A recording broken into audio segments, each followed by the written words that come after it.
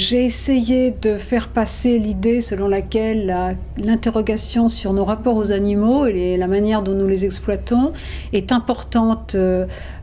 en elle-même, mais aussi parce qu'elle en dit long sur les fondements du droit, sur notre éthique, notre justice. Et donc j'ai essayé de montrer que les rapports aux animaux ne soulevaient pas seulement des problèmes de morale, de cruauté, etc.,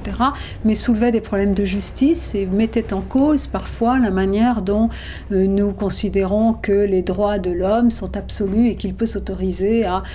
traiter les animaux au mépris de leurs normes éthologiques, pour ne prendre que cet exemple, alors que ces normes éthologiques limitent son droit d'user comme bon lui semble des animaux. Donc voilà. Et ensuite, j'ai politisé la question animale, montrant que, bien sûr, les animaux ne sont pas des membres contractants comme vous et moi, mais qu'on peut prendre en considération leurs intérêts, leurs besoins dans l'organisation de l'élevage, de l'alimentation, dans tout un tas de choses, et que donc leurs intérêts entrent dans la définition d'un bien commun